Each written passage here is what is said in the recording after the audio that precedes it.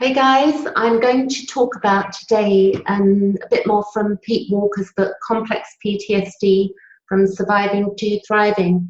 And this book has been, sort of been a game changer for me because I'd had a lot of trauma and I never understood what was going on with me. Like I'd have anger or anxiety and many emotions that I didn't know if I was normal, and I'd tried many modalities in order to fix myself, and I sort of not feeling one in the world, thinking because I'd been through abuse that there was something wrong with me. And I was told that often. I was told, don't tell anybody anything, and also, what's wrong with you. So if I had any emotions, I was asked what was wrong with me. And it's very difficult to go through a childhood that's basically can be wiped out by bad parenting. And clearly this is not about blame. What this is about is learning to reparent ourselves and get to a point where we are our own mother and father. When we've not had that role model in our lives, we can suffer greatly. And as a result of that, we make bad choices and we're not clear. So this book definitely will put your mind in the right mode to understand exactly what's going on with you and what flashbacks are. Because whilst I understood the biology of a flashback, I didn't actually really understand the emotional process behind it, which this book, very easy to read, helps you sort out and solve. So in understanding ourselves, and this is the important thing, it's the knowledge, self-knowledge, and the knowledge of self that we're able to transcend where we've come from. What I'm going to do is, at the end of this book, and this is on page 313, I believe, there's a toolbox, okay? See here? It says toolbox. So there's 6 different tools we can use, and I'm going to go and share my screen and run through toolbox 1, which are suggested intentions for recovery. I'm going to read toolbox 2, Human Bill of Rights, Guidelines for Fairness and Intimacy.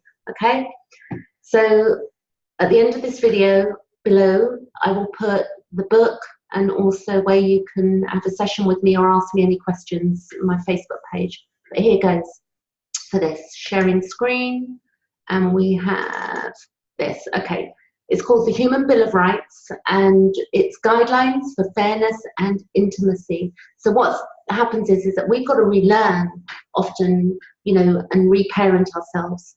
So number 1 is, sorry I've not numbered them, but I'll go along one by one. The first one is, I have the right to be treated with respect.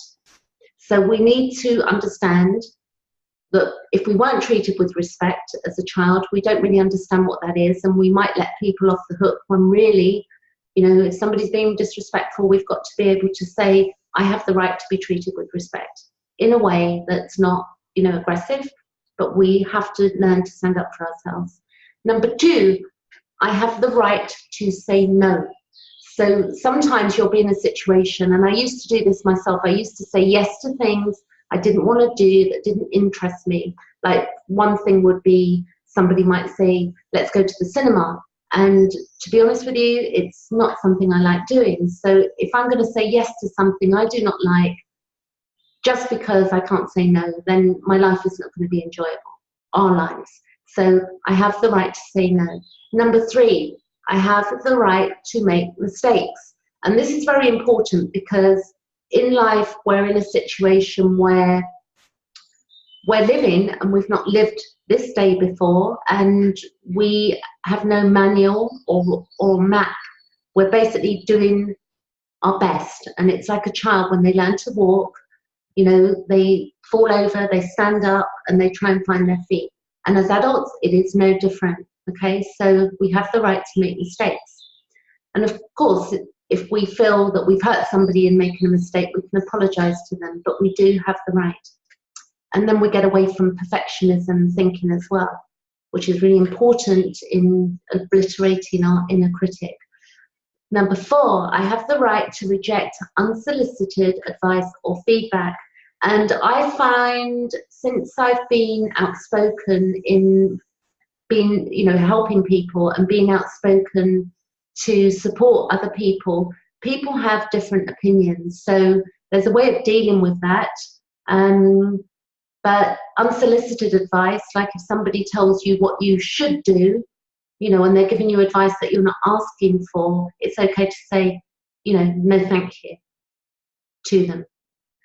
Next one is, I hope I keep up with the numbers here. Number 5, I have the right to negotiate for change. So if you're in a situation, be it a relationship, a job, a living situation, any situation, you have the right to negotiate for change. So sometimes we feel, because we've been brought up in situations where we did not have the right to negotiate for change as children, that we've just got to put up with things that we don't like. We don't have to live like that anymore because we're adults. Number 6, I have the right to change my mind or my plans. So for instance, you may be, you know, studying something or in a job, and at some point you think, you know what, or you might take a job on and after 3 months think, oh my God, you know, this is not what I want. We don't have to stay stuck in things. We can actually, you know, change our minds and our plans. You know, we might decide we're going on holiday with a friend and then we think, I actually don't want to do that because I haven't got enough money, or whatever the reason, we have the right to change our plans. Number 7, I have a right to change my circumstance or course of action.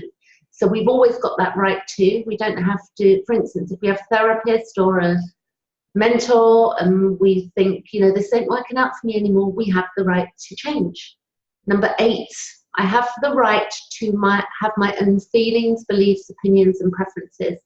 And it's really important to instill that in us, because sometimes we'll ask other people for their opinions and they might have different values to us and different experiences, or they may not have experienced what we've experienced. So they're giving their views based on their truth, which may not be ours. So it's okay to be different.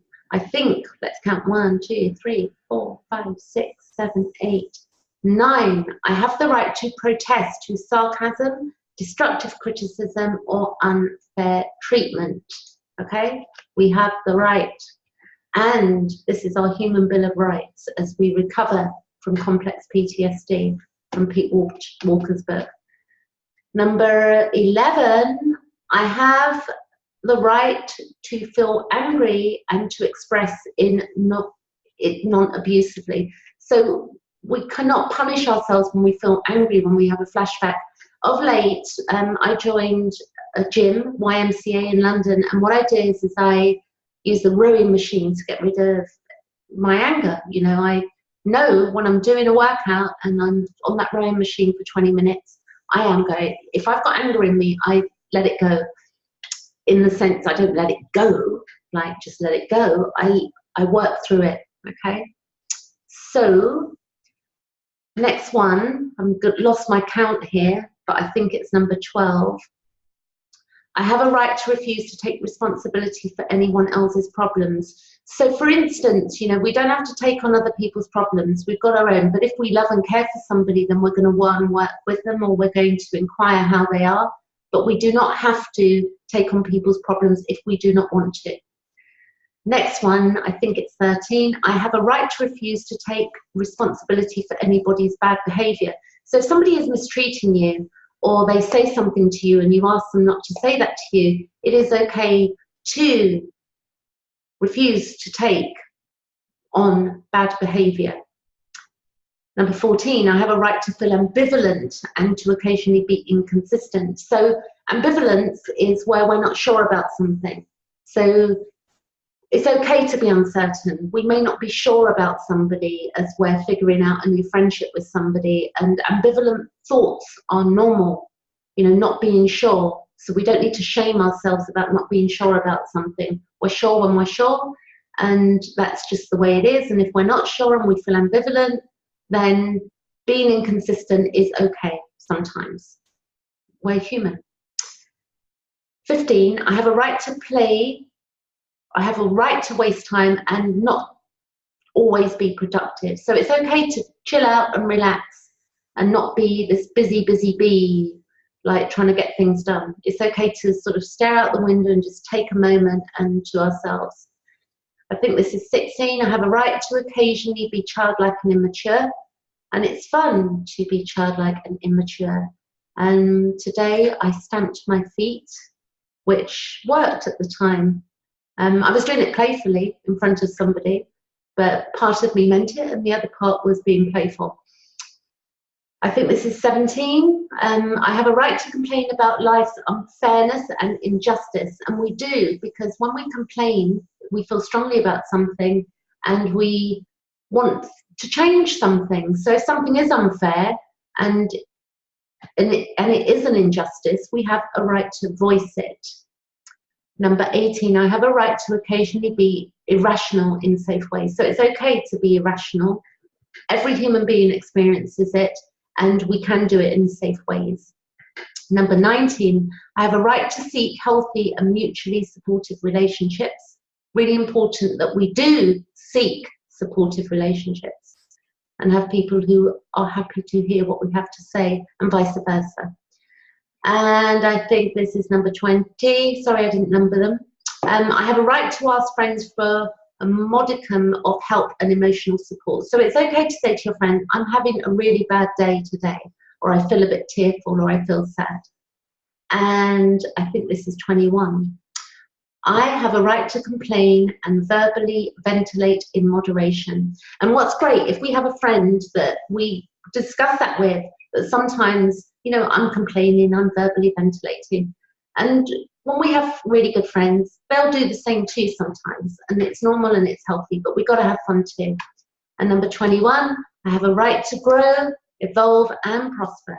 And this is excerpted from Pete Walker. This book, which is Complex PTSD from Surviving to Thriving. Brilliant book. So that's it. I'm going to leave it there. I'm going to stop my share and stop share. There you go. I'm back. I hope that's enjoyable, or not so much enjoyable, but helps you understand complex PTSD a bit, and the relearning of the remothering and refathering ourselves, reparenting ourselves to a loving place, because we deserve it. If you want to go to my like page on Facebook, it's Penelope Ryder Letting Go Techniques. You can book a session with me. We can tap and do an LP on any unpleasant memories you have, or I can mentor and we can look at your future and begin to plan a future that is one that you want. Okay, I've got lots of information. All right then, thanks for watching. Take care.